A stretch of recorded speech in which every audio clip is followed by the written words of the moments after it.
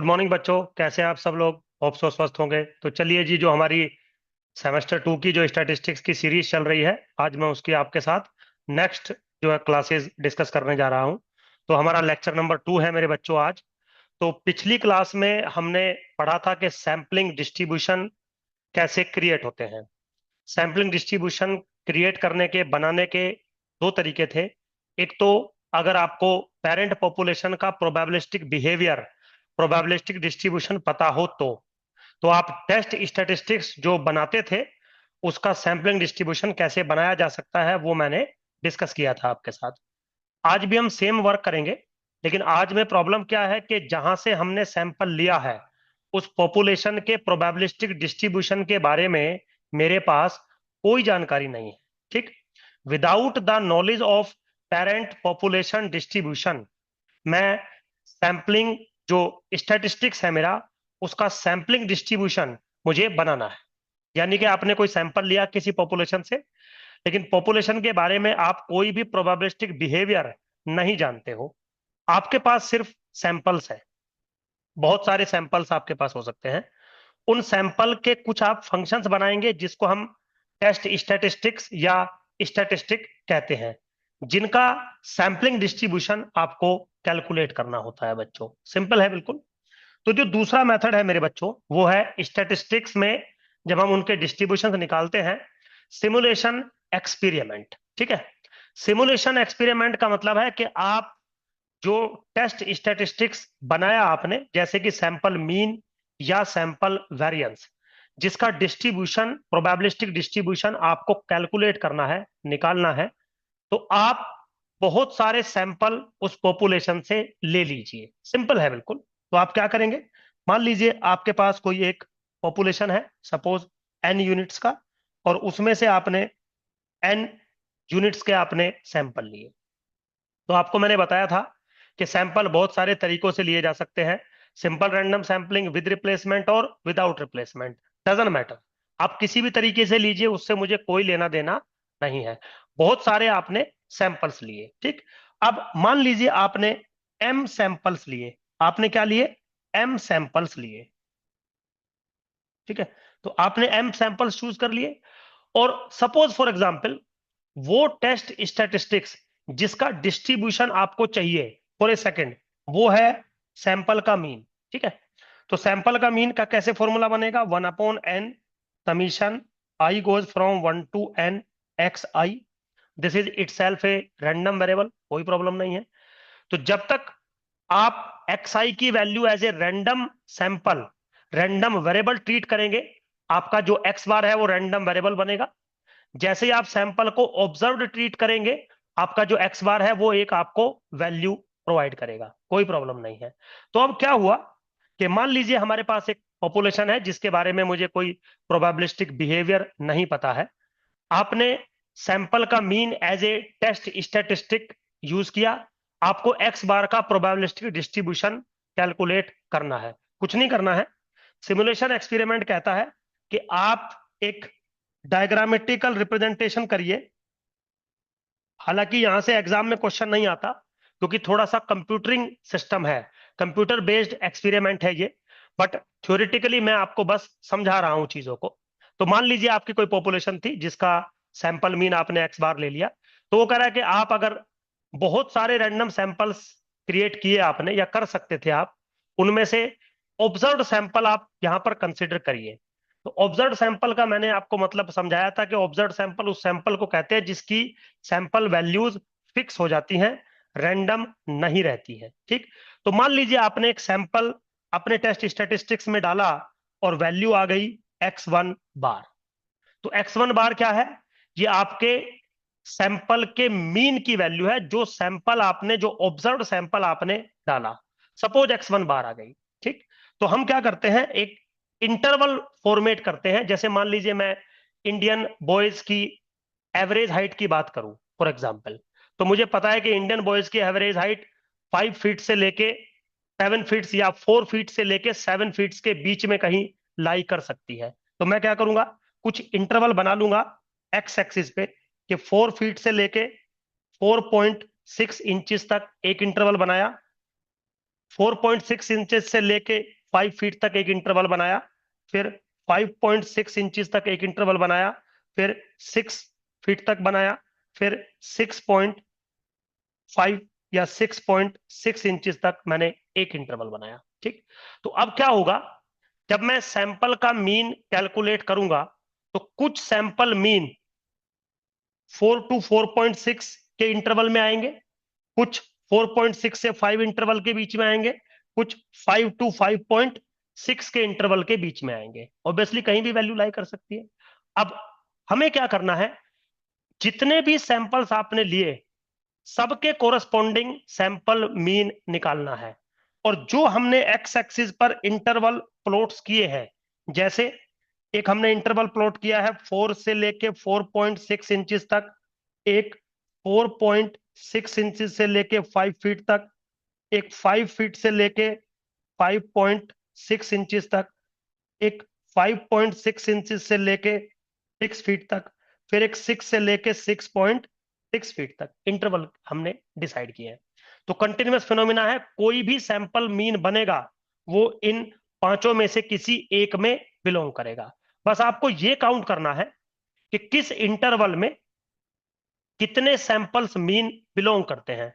तो सपोज मान लीजिए फॉर एग्जांपल आपने 15 सैंपल्स लिए फॉर ए सेकेंड, ठीक है, उसमें से जब आपने सैंपल मीन बनाए तो 3 सैंपल मीन इस इंटरवल में बिलोंग कर रहे हैं for a second, suppose 5 sample mean इस इंटरवल में जो है बिलोंग कर रहे हैं, सपोज 4 सैंपल मीन इस इंटरवल में बिलोंग कर रहे हैं, ठीक है, 2 सैंपल मीन इस इंटरवल में बिलोंग कर रहे हैं, ठीक है।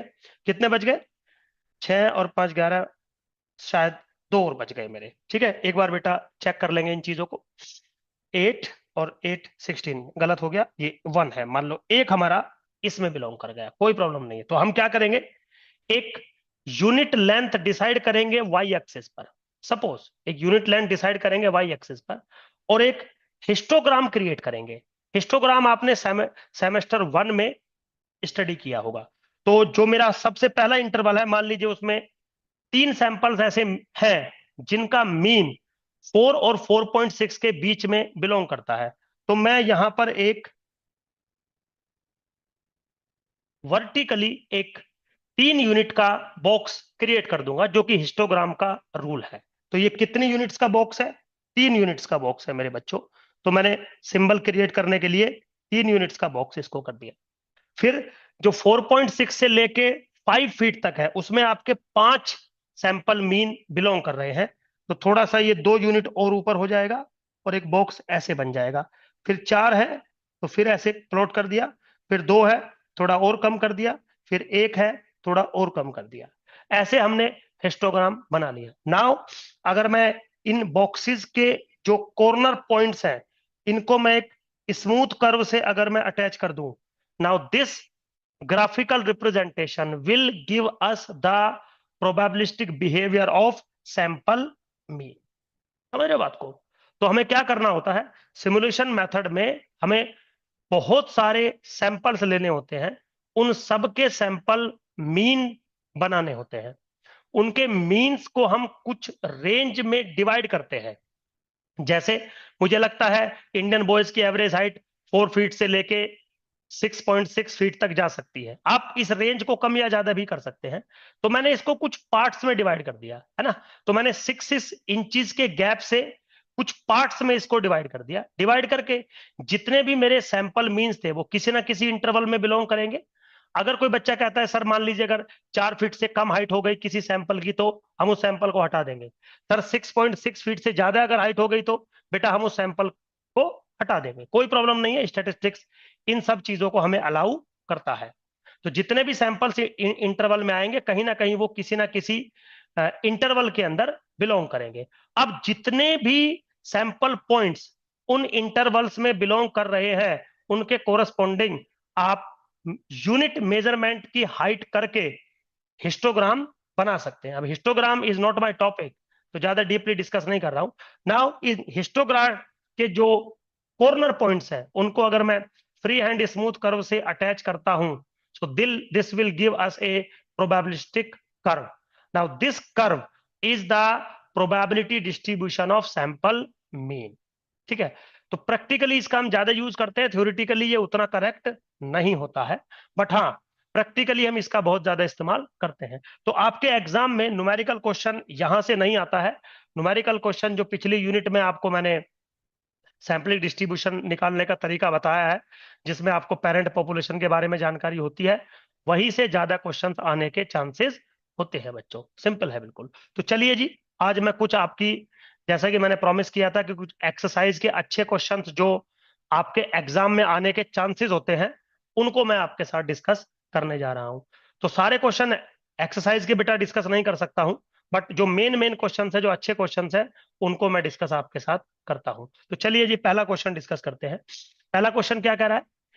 A particular brand of dish washer soap is sold in 3 sizes. 3 sizes में हम सोल्ड करते हैं उसको। 25 OZ, 40 OZ एंड 65 OZ। ठीक है। 20% of all purchasers select a 25 OZ box, 50% select a 40 OZ box, and the remaining 30% choose a 65 OZ boxes। तो 3 brand हैं आपके पास, 25, 40, 65, और उनके जो चूज होने की प्रोबेबिलिटीज है, जो चांसेस हैं, वो आपको दे रखे हैं। ठीक है, सिंपल है बिल्कुल।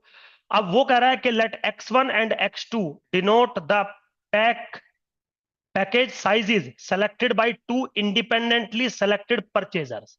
तो X1 जो है वो पहले पैकेट के साइज को रिप्रेजेंट कर रहा है, X2 जो है वो दूसरे पैकेट के साइज को रिप्रेजेंट कर रहा है, जो कि इंडिपेंडेंटली चूज किए गए हैं। मींस जब सेकंड वाला चूज किया जाता है तो फर्स्ट वाला कौन सा चूज हुआ है कोई फर्क नहीं पड़ता। तो ऑब्वियसली बात है, विद रिप्लेसमेंट की बात कर रहा है। ठीक है, कोई प्रॉब्लम नहीं है। अब क्वेश्चन है वो है, determining the sampling distribution of sample mean x bar, calculate expected value of that x bar, and also compare with mu. Mu क्या है? Population mean. तो आपको जो सैंपल मीन्स हैं उनका डिस्ट्रीब्यूशन निकालना है, उनका प्रोबेबिलिटी बिहेवियर निकालना है, उसकी मैथमेटिकल एक्सपेक्टेड वैल्यू निकालनी है, और फिर जो भी मैथमेटिकल एक्सपेक्टेड वैल्यू आएगी उसका कंपेयर करना है पॉपुलेशन के मीन के साथ। कोई प्रॉब्लम नहीं है। फिर क्या करना है बी पार्ट में आपको? Determine the sampling distribution of the sample variance S square. तो जैसे आपने सैंपल का मीन बनाया है वैसे ही आपको सैंपल का वेरिएंस बनाना है, उसका प्रोबेबिलिस्टिक डिस्ट्रीब्यूशन बनाना है, ठीक, उसकी एक्सपेक्टेड वैल्यू निकालनी है, और उसको कंपेयर करना है पॉपुलेशन के वेरिएंस के साथ। तो पहले आपको पॉपुलेशन के मीन और वेरिएंस कैलकुलेट करने पड़ेंगे। तो सबसे पहले तो मेरे बच्चों, मैं रैंडम वेरिएबल यहाँ पे आपके लिए डिफाइन करना चाहूंगा। यहाँ पे जो मेरा रैंडम वेरिएबल है एक्स, जो कि साइजेस को रिप्रेजेंट कर रहा है, तो साइजेस मेरे पास कौन कौन से हैं? सिंपल है बिल्कुल, 25, 40 और 60। तो एक साइज है 25 OZ का, एक है 40 और एक है 65। ठीक है, इसके जो सेलेक्ट होने की प्रोबेबिलिटी है वो है 0.20, क्योंकि 20% है। फिर है मेरे बच्चों 0.50, क्योंकि 50% है, और 0.30 क्योंकि 30% है। ये हो गया पॉपुलेशन का फिनोमिना। पॉपुलेशन इस तरीके से वर्क करेगी। अब बारी आती है कि अगर मैं यहीं पे कैलकुलेट करूं, पॉपुलेशन का मीन बताइए। तो पॉपुलेशन का मीन क्या होता है मेरे बच्चों? पिछली क्लास में बताया गया था, वैल्यू इंटू प्रोबेबिलिटी का सम कर दीजिए। तो वैल्यू इंटू प्रोबेबिलिटी का सम करोगे तो वैल्यू है पहले की 25 into 0.2, now plus 40 into 0.5, now plus 65 into 0.30। ये वैल्यू इंटू प्रोबेबिलिटी वाला रूल मैंने बना दिया। जब आप इसको सोल्व करोगे तो वैल्यू आ जाएगी 44.5। This is also the expected value of x, expected value of the population. Similarly आपको एक्सपेक्टेशन ऑफ एक्स स्क्वायर भी निकालना पड़ेगा। तो कैसे निकलता है? वैल्यू का स्क्वायर इनटू द प्रोबेबिलिटी, यानी कि 25 का स्क्वायर इंटू 0.2 प्लस 40 का स्क्वायर इंटू 0.5 प्लस 65 का square into 0.3, expectation of x square. ये जब सोल्व करोगे तो आ जाएगा 2192.5। ठीक है, अब यहां से आप वेरिएंस की वैल्यू कैलकुलेट कर सकते हो इजीली। आगे हम कर देंगे। वेरिएंस की वैल्यू कैलकुलेट, या तो फिर मैं यहीं कर देता हूँ। सिग्मा स्क्वायर जो बनेगा वो किसके बराबर बनेगा, expectation of x square minus expectation of x का होल स्क्वायर मेरे बच्चों, बिल्कुल सिंपल है। तो जब आप वेरिएंस की वैल्यू निकालोगे तो 212.25 आपका बन के आएगा, चाहे तो आप कैलकुलेट करके देख सकते हो। तो रैंडम वेरिएबल या पॉपुलेशन का मीन और वेरिएंस मैंने कैलकुलेट कर दिया। अब अपने क्वेश्चन पे आते हैं, क्योंकि कंपेयर तो बाद में करेंगे। क्वेश्चन पहला कह रहा है कि determine the sampling distribution of x bar. तो सबसे पहले तो एक्स बार कितनी वैल्यूज ले सकता है वो पता करेंगे। उससे पहले आपको ऑल पॉसिबल सैंपल्स ड्रॉ करने पड़ेंगे, क्योंकि सैंपल्स विद रिप्लेसमेंट है ना। तो मान लीजिए एक x1 मैं रिप्रेजेंट कर रहा हूं, यहाँ पे मैं x2 रिप्रेजेंट कर रहा हूं, यहाँ पे मैं उनके सेलेक्ट होने की प्रोबेबिलिटी रिप्रेजेंट कर रहा हूं, ओके। यहाँ पे मैं सैंपल का मीन रिप्रेजेंट कर रहा हूं, और यहाँ पे मैं सैंपल का वेरिएंस रिप्रेजेंट कर रहा हूं, कोई टेंशन नहीं है, ठीक है। अब x1 और x2 को अगर आप सीक्वेंस के कोरस्पॉन्डिंग अरेंज करेंगे तो कैसे हो सकता है अरेंजमेंट, ये 25 वैल्यू ले ले, ये भी 25 वैल्यू ले ले, 25 वैल्यू ले ले 40, 25 वैल्यू ले ले 65, ठीक है बेटा। या फिर 40, ये 25 वैल्यू ले ले, 40, 40 वैल्यू ले ले, 40, 65 वैल्यू ले ले, 65, ये 25 वैल्यू ले ले, 65, ये 40 वैल्यू ले ले, ये 65 और ये 65 वैल्यू ले ले, बिल्कुल सिंपल है। अब आपको मैंने शायद जो पिछली क्लास थी उसमें बताया भी था प्रोबेबिलिटी कैसे निकलेगी। अगर x1 भी प्रोबेबिलिटी, x1 भी 25 वैल्यू लेता है, x2 भी 25 वैल्यू लेता है, तो 0.2 इंटू 0.2 यानी कि 0.04 इसके होने की प्रोबेबिलिटी आपको मिल जाएगी। तो इसको फिलअप कर देते हैं। तो 0.04 पहले वाले का, 0.10 दूसरे वाले का, 0.06 तीसरे वाले का, 0.10 फोर्थ का, 0.25, 0.15, 0.06, 0.15, 0.09, ये हमने क्या कर दिया, प्रोबेबिलिस्टिक बिहेवियर अटैच कर दिया, आप चेक कर सकते हो। अब इन सब के कोरस्पॉन्डिंग मीन लिखिए। तो 25 25 दोनों है तो मीन बनेगा 25, 25 और 40 अगर है तो मीन एवरेज करना पड़ेगा, दैट इज 32.5। अब सारे फिल करते चले जाओ, this is 45, this is 32.5, again this is 40, this is 52.5, this is 45, this is 52.5, now this is 65। बन गया, सिंपल है बिल्कुल। अब ऐसे ही आप अगर चाहें तो एस स्क्वायर की वैल्यू भी साथ के साथ पुट कर सकते हैं। एस स्क्वायर जो मेरे बच्चों बनता है, एस स्क्वायर जो बनता है उसका फॉर्मूला शायद आपको पता होगा, 1/n-1 summation I goes from 1 to n x I minus X bar का होल स्क्वायर होता है। अगर सिर्फ दो ऑब्जर्वेशन है, अगर सिर्फ दो ऑब्जर्वेशन है तो कैसे बनेगा, 1/2-1 summation I goes from 1 to 2 X I minus X bar का होल स्क्वायर, ठीक है। ये कैसे बनेगा, this is equal to summation I goes from 1 to n x I minus x1 plus x2 by 2 का होल स्क्वायर, ठीक है। X बार को मैंने ऐसे पुट कर दिया। अब आई की वैल्यू एक बार 1 डालूंगा, एक बार 2 डालूंगा, ये मेरा 2 है, ठीक है। तो ये हो जाएगा x1 minus x1 plus x2 by 2 का whole square plus x2 minus x1 plus x2 by 2 का होल स्क्वायर। मेरे बच्चों जब आप इसको सिंपल करोगे तो this one x1 minus x2 का होल स्क्वायर बाई 2, ये वैल्यू आपको बन के मिलेगी, x1 माइनस x2 का होल स्क्वायर बाई 2। तो वो चीज हम यहां पर पुट कर सकते हैं। तो जब x1 माइनस x2 करूंगा तो ये मुझे 0 मिलेगा। जब मैं 25 माइनस के 14 करूंगा तो माइनस के 15 का होल स्क्वायर बाई 2 करूंगा तो ये मेरा 112.5 आ जाएगा। सिमिलरली हम सारा अगर फिल करें बिल्कुल इजीली तो कोई प्रॉब्लम नहीं है। नेक्स्ट इज माई 800, फिर 112.5, अगेन 0, अगेन 312.5, अगेन मेरे बच्चों 800, now this is 312.5 and this is 0। तो मैंने सारी कैलकुलेशंस इजीली कर ली। इजीली मतलब सिंपल है, इसमें कोई ऐसा रॉकेट साइंस नहीं है। अब बस इनके डिस्ट्रीब्यूशन लिखते हैं। जैसे पहला जो मेरा पार्ट था, पहला पार्ट क्या था? Determine the sampling distribution of x bar. तो आपको ये देखना है कि एक्स बार क्या क्या वैल्यू ले सकता है और उसके कोरस्पॉन्डिंग प्रोबेबिलिटीज क्या क्या है। जैसे एक्स बार वैल्यू ले रहा है 25 है, 32.5, 45, फिर 32.5 हो गया, फिर 40 हो गया, फिर 52.5 हो गया, फिर 45 हो गया। इनके कोरस्पॉन्डिंग प्रोबेबिलिटी हम ऐड करते हुए चले जाएंगे। तो मेरे बच्चों, ए पार्ट में जो एक्स बार है मेरा, वो क्या क्या वैल्यू ले रहा है? एक वैल्यू ले रहा है 25, एक 32.5 वैल्यू ले रहा है, 40 ले रहा है, 45 ले रहा है, 52.5 ले रहा है और 65 ले रहा है।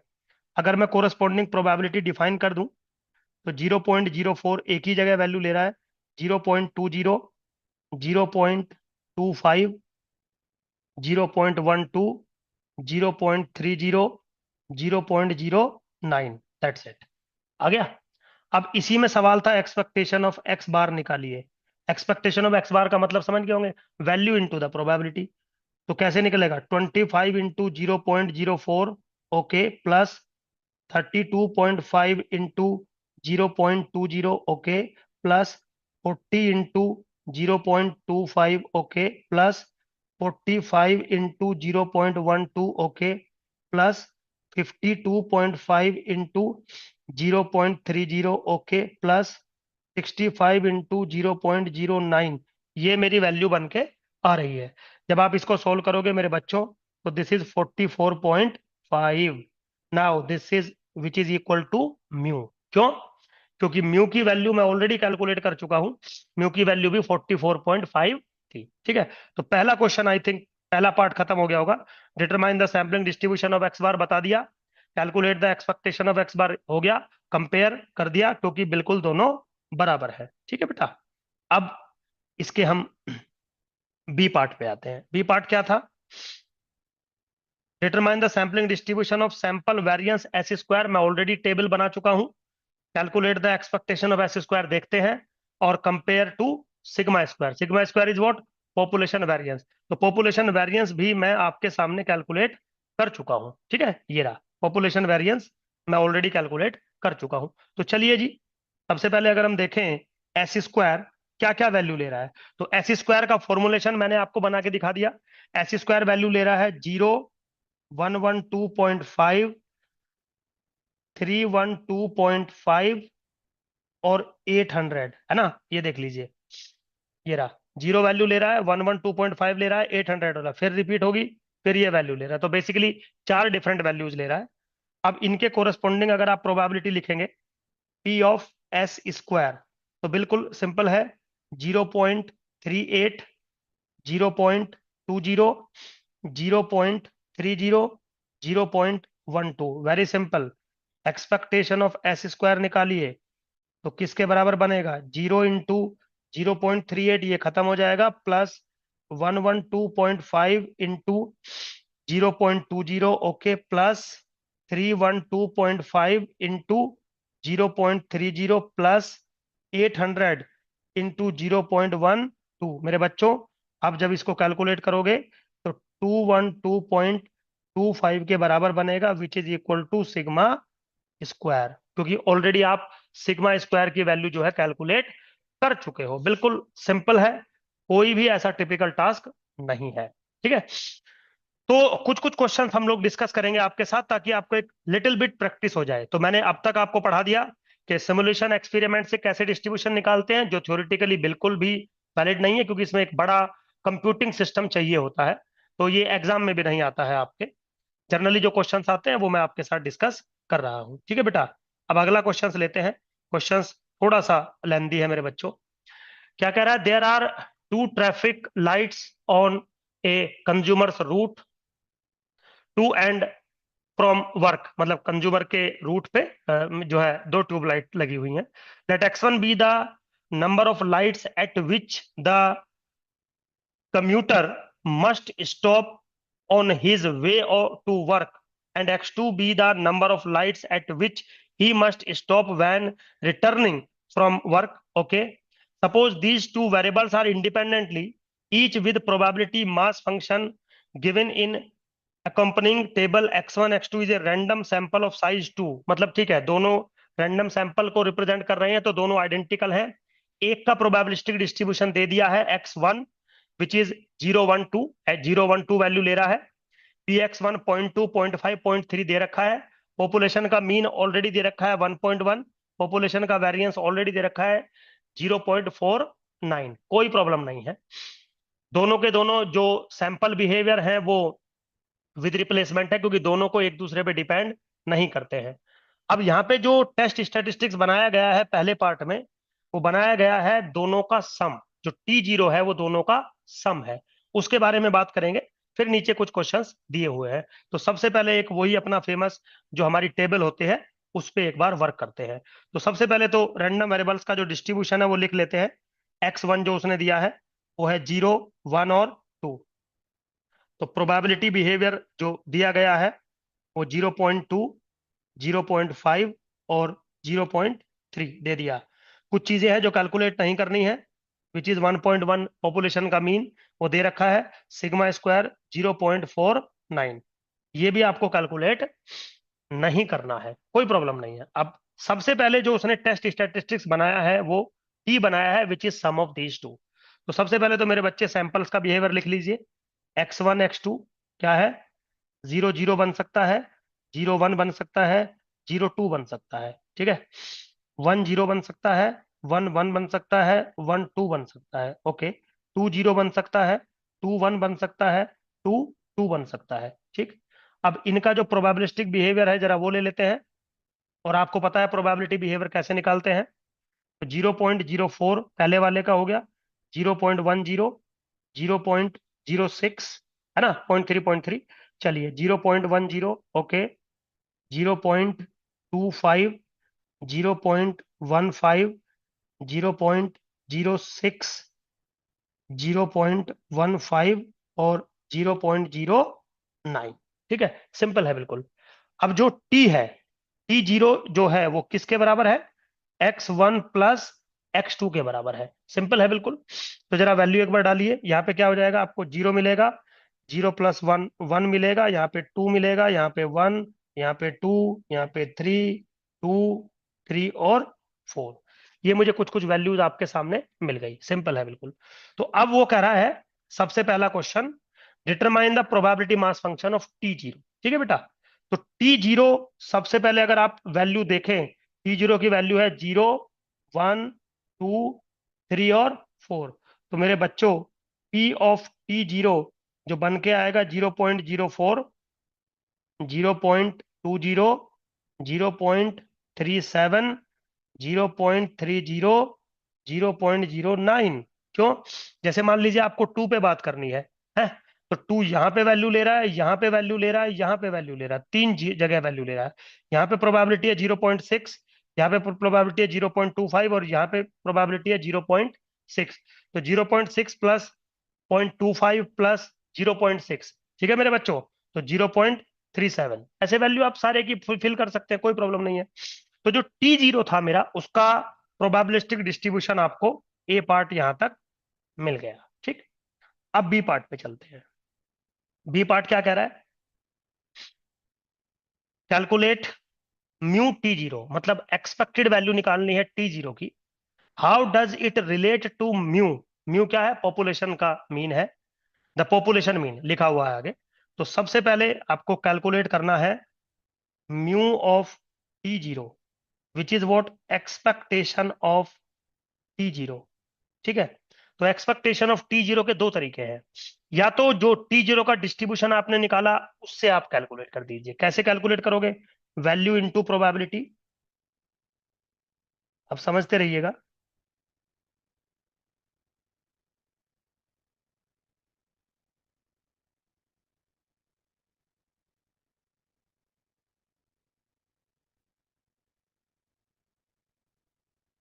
ऐसे, या फिर आप एक काम कर लीजिए, और एक्सपेक्टेशन ऑफ T0 किसके बराबर होगा, expectation of x1 plus x2 which is what, expectation of x1 plus expectation of x2 which is 1.1 plus 1.1 is equal to 2.2, जैसे मर्जी। लेकिन मैं आपको प्रेफर करूंगा कि आप ये ट्रेडिशनल तरीका जो है ये अपनाइए, क्योंकि वहां पे वो T0 के डिस्ट्रीब्यूशन की बात कर रहा है आपसे। अदरवाइज आप नीचे वाला भी रूल अप्लाई कर सकते हैं, कोई प्रॉब्लम नहीं है।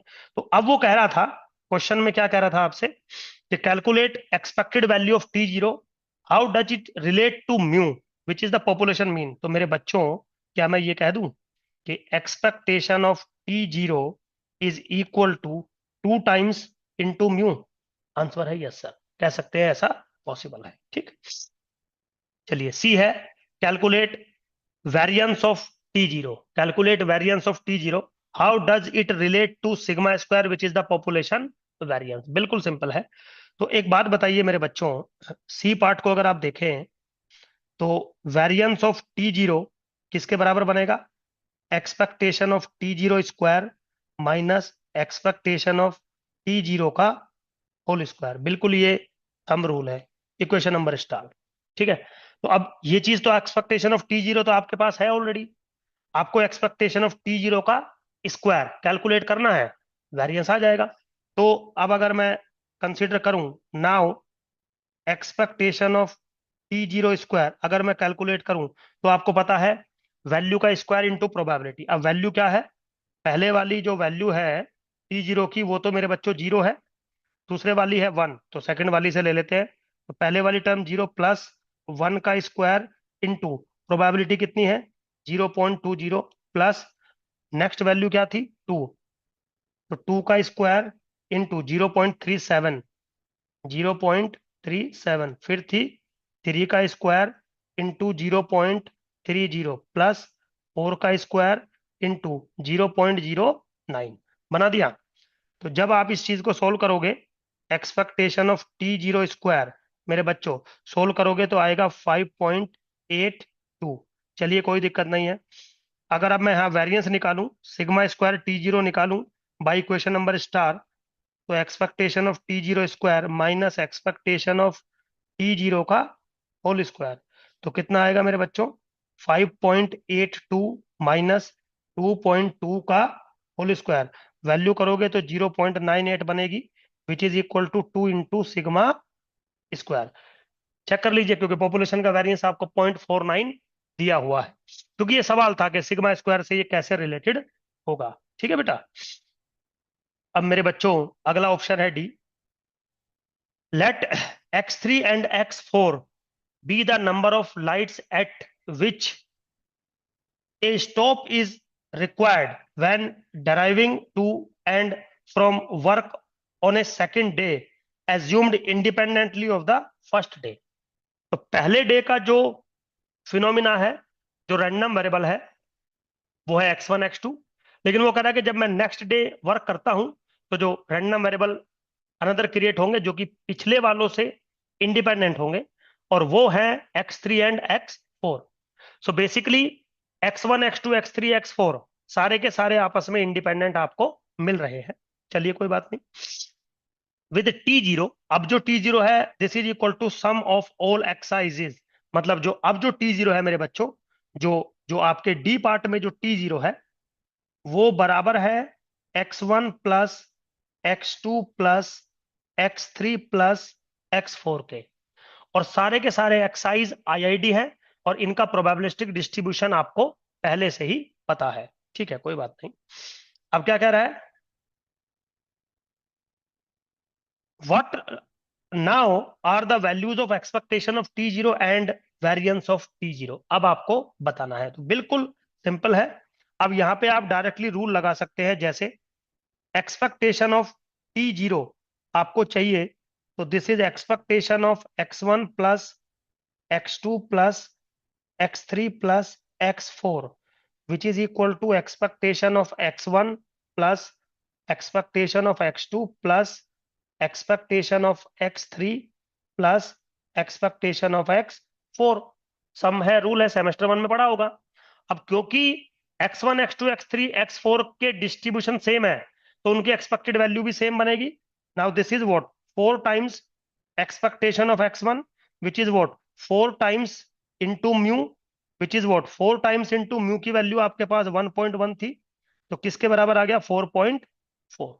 सिंपल है बिल्कुल। नाउ अगर आप सिमिलरली वेरिएंस ऑफ T0 की बात करेंगे तो this is equal to 4 times, या अभी 4 टाइम्स मत करो, variance of x1 plus x2 plus x3 plus x4 which is equal to variance of x1 plus variance of x2 plus variance of x3 plus variance of x4।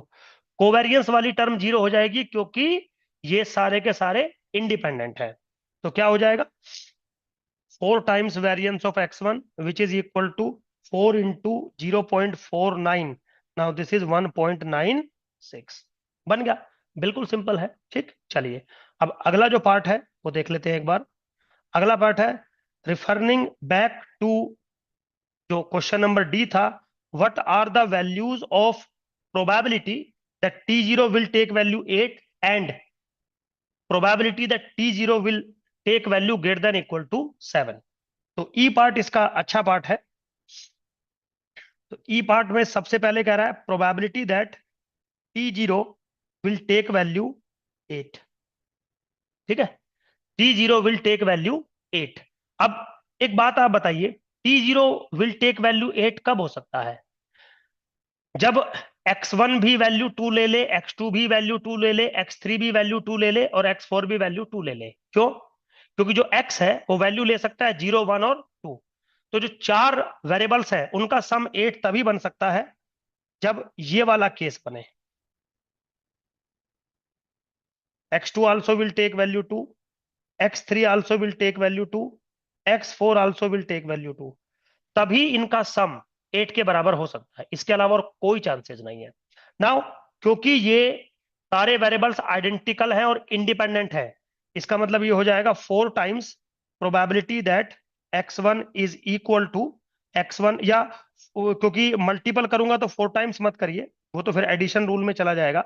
Now this is ऐसे कर लेते हैं, चलो probability that x1 is equal to 2 into probability that x2 is equal to 2 into probability that x3 is equal to 2 into probability that x4 is equal to this is 2 2। ठीक है बेटा, ये गलती से 4 लिखा गया था, this is 2। तो क्योंकि इंडिपेंडेंट है और इंडिपेंडेंट है तो joint probability product of marginal के बराबर हो जाती है। And now this is equal to probability that x1 is equal to 2 की पावर 4। क्यों? क्योंकि सारे के सारे आइडेंटिकल भी है। तो ये कितना आ गया? 0.3 की पावर 4। Now this is 0.0081। ठीक, ये वैल्यू भी मुझे मिली, बिल्कुल सिंपल। अब इसी में दूसरा क्वेश्चन था probability that T0 is greater than equal to 7। बिल्कुल ठीक है। Now this is probability that T0 is equal to 7 plus probability that T0 is equal to 8। अब probability that T0 is equal to 8 मुझे पता है, तो मुझे क्या कैलकुलेट करना पड़ेगा? सिर्फ probability that T0 is equal to 7। तो ये probability that T0 is equal to 7 कैसे हो सकता है? एक ही तरीका है, एक वेरिएबल तो 1 वैल्यू ले ले, बाकी जो 3 है वो 2 2 2 वैल्यू ले ले। लेकिन कौन 1 ले सकता है वैल्यू, ये तो मैंने बताया नहीं। तो जो 1 वैल्यू लेगा वो x1 भी ले सकता है, x2 भी ले सकता है, x3 भी ले सकता है, x4 भी ले सकता है। सारे के सारे इक्वली लाइकली है, तो सबके चांस इक्वल है। तो मेरे बच्चों, जो पहला पार्ट है probability that T0 will take value 7, वो क्या हो जाएगा? 4 times probability that x1 will take value 1, x2 will take value 2, x3 will take value 2, x4 will take value 2 plus probability that T0 will take value 8। आप समझिए, पता है ये मैंने क्यों लिया है बच्चों? ये इसलिए लिया है क्योंकि अगर आपको टोटल सम 7 करना है तो एक ही तरीका है कि 3 रैंडम वेरिएबल तो 2 2 2 वैल्यू ले ले, 6 हो गया। एक रैंडम वेरिएबल बचा, वो 1 वैल्यू ले गए। लेकिन इसके 4 केसेस हो सकते हैं। x1 भी 1 वैल्यू ले सकता है, बाकी सब 2 2 ले ले। x2 भी 1 वैल्यू ले सकता है, बाकी सब 2 2 ले ले। x3 बाकी सब 2 2, x4 बाकी सब 2 2। तो 4 तरीके हो सकते हैं, और क्योंकि ये इक्वली लाइकली इवेंट है तो मैंने डायरेक्ट 4 का मल्टीपल कर दिया। अब इसमें आप सारी वैल्यूज जो है डाल सकते हैं। तो this is 4 times x will take value 1, इसकी प्रोबेबिलिटी क्या है? 0.5 into x2 will take value 2 3 4, ये हो गया 0.3 की पावर 3। नाउ प्लस 0.0081 मेरे बच्चों, जब कैलकुलेट करोगे तो 0.0621 आपको प्रोबेबिलिटी मिल जाएगी। वेरी सिंपल, कोई ऐसा जो है टिपिकल टास्क नहीं है इन चीजों में, सिंपल है बिल्कुल। चलिए आगे चलते हैं मेरे बच्चों। अब एक अगला क्वेश्चन है, अगेन वही थोड़ा सा लेंथी क्वेश्चन है। क्या करा है, एक company maintains 3 offices in a certain region, each staffed by 2 employees, जिसके अंदर 2 एम्प्लॉयज हैं only. Information concerning yearly salary in $1000 as is follow. तो ऑफिस है आपके पास 3, हर ऑफिस में 2 एम्प्लॉयज हैं और उनकी सैलरीज का डाटा आपको दिया गया है। तो जो ऑफिस 1 है उसके अंदर 2 एम्प्लॉयज हैं, एम्प्लॉय 1 एम्प्लॉय 2, उनकी सैलरी नीचे दी गई है। जो सेकंड ऑफिस है उसमें भी 2 एम्प्लॉयज हैं, एम्प्लॉय नंबर 3 एम्प्लॉय नंबर 4, क्योंकि जो ऑफिस किसी फर्म के हैं तो एम्प्लॉय के नंबर हमने दे रखे हैं, उनकी कोरस्पॉन्डिंग सैलरी दी गई है।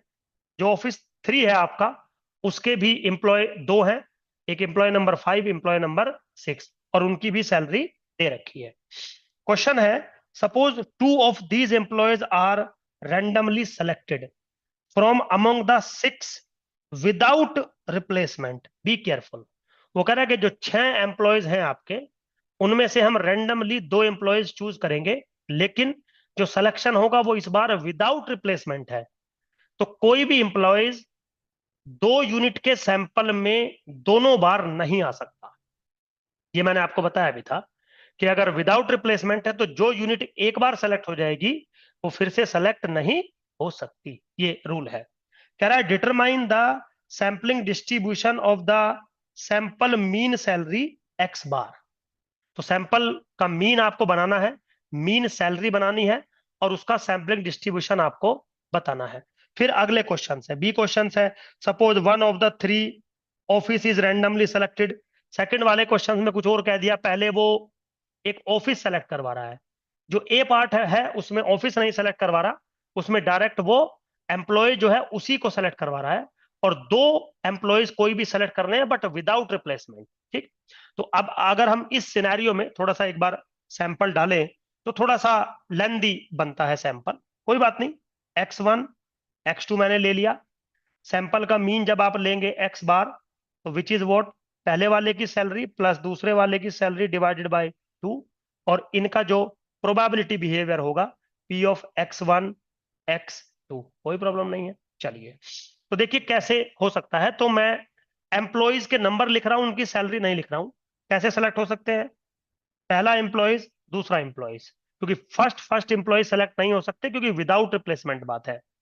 तो 1 के साथ 3 आएगा, 1 के साथ 4 आएगा, 1 के साथ 5 आएगा, 1 के साथ 6 आएगा।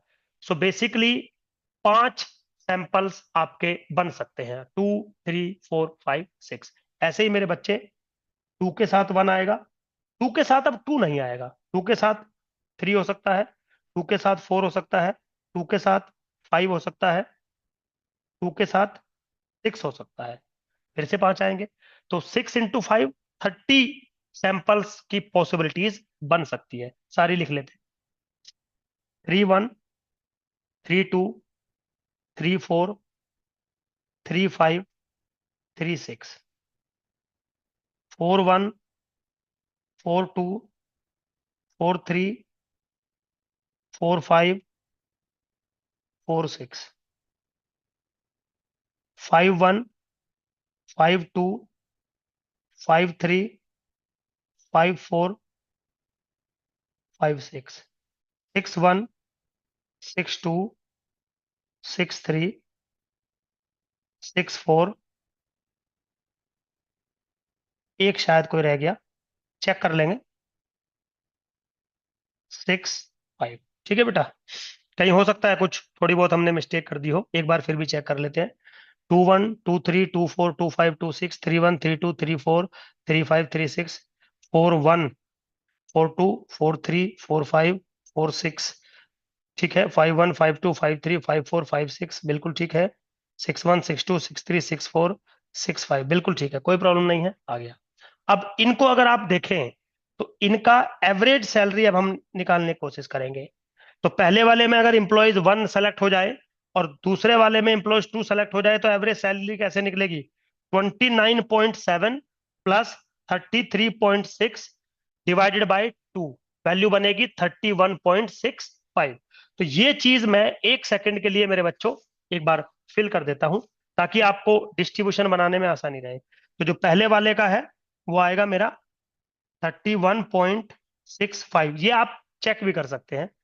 29.95, 29.95, 31.65, 27.75, 29.7, 21 में आएगा 31.65, फिर 31.90, 33.60। नाउ 25 में आएगा 29.7, 31.65, 29.95, 31.90, 31.90, 28, 29.95। ठीक है। अब 41 सिंपल है बिल्कुल। 41, 41 में आएगा मेरा 31.65, 33.60, 31.90, 29.70। 46 में मेरा आ रहा है, 46 में मेरा आ रहा है 31.65, फिर 27.75, 29.70, 28, 29.7, 27.75, 29 point again 7, 31.65, 29.95, 31.65, 27.75। ये प्रोबेबिलिस्टिक डिस्ट्रीब्यूशन मैंने बना लिया। अब मेरे बच्चों खास बात ये है कि जो प्रोबेबिलिटी बिहेवियर निकालोगे, क्योंकि यहाँ पे जो ओरिजिनल पॉपुलेशन है उसका प्रोबेबिलिटी बिहेवियर नहीं दिया है, लेकिन आपको बोला गया है कि जो एम्प्लॉयज आपको सेलेक्ट करने हैं वो रेंडमली सेलेक्ट करने हैं। तो हर एक सैंपल के सेलेक्ट होने का प्रोबेबिलिटी सेम रहेगा। समझ गए? तो टोटल कितने सैंपल हैं? 30 सैंपल्स हैं। तो हर एक के सैंपल के सेलेक्ट होने की प्रोबेबिलिटी होगी 1/30। समझ गए बेटा? तो 1/30 करते हुए चले जाइए हर एक सैंपल के सेलेक्ट होने की प्रोबेबिलिटी, क्योंकि कोई भी सैंपल सिलेक्शन की, ऑब्जर्वेशन सिलेक्शन की प्रोबेबिलिटी यहां पर आपको नहीं दी गई है। समझ रहे हो? तो सिंपल है बिल्कुल। 1 सेकंड दे दीजिए बस। ये आप बिल्कुल सबकी प्रोबेबिलिटी जो है सेम रहने वाली है। तो ये एक डिस्ट्रीब्यूशनल बिहेवियर का जो टेबल है मैंने बनाया। अब बात करते हैं पहले क्वेश्चन की। क्या कह रहा है? Suppose the two of the employees are randomly selected among this 6, determine the sampling distribution of the sample mean salary. तो जो आपने सैलरी का जो कर्व बनाया है उसका अब आपको डिस्ट्रीब्यूशन भी क्रिएट करना है। तो चलो सिंपल है बिल्कुल। तो सबसे पहले तो मेरे बच्चों, अगर मैं ए पार्ट को देखूं, अगर मैं ए पार्ट को देखूं तो एक्स बार क्या क्या वैल्यू ले रहा है मेरा? 27.75 वैल्यू ले रहा है। फिर एक जगह 28 वैल्यू ली है, फिर 29.7 वैल्यू ली है, फिर 29.95 वैल्यू ली है। 1 सेकंड, ये जगह थोड़ी ज्यादा चाहिए। 1 सेकंड दे दो मेरे बच्चों। ऐसे कर लेते हैं इसको, है ना, ताकि एक ही कॉलम में, एक ही रो में आ जाए। एक्स बार जो ले रहा है वो मेरा 27.75 वैल्यू ले रहा है। नेक्स्ट है 28 वैल्यू ले रहा है। फिर है 29.7 वैल्यू ले रहा है। फिर है 29.95 वैल्यू ले रहा है। फिर 31.65 वैल्यू ले रहा है। फिर 31.9 वैल्यू ले रहा है। फिर 33.6 वैल्यू ले रहा है। और जितनी भी रिपीटेशन है उसके अकॉर्डिंग अगर मैं प्रोबेबिलिटी बिहेवियर लिखूंगा तो पहले वाला है 2/15, क्योंकि ये 4 बार रिपीट हो रहा है। तो 4/30, 2/15। ठीक है। ये है 1/15, this is 3/15, this is 2/15, this is 4/15, this is 2/15, this is 1/15. That's it. Now this is very simple. This is the distribution of x bar. तो पहला जो ए पार्ट था हमारा मेरे बच्चों, वो हमारा डन हो गया. अब क्या करें, suppose one of the three offices is randomly selected.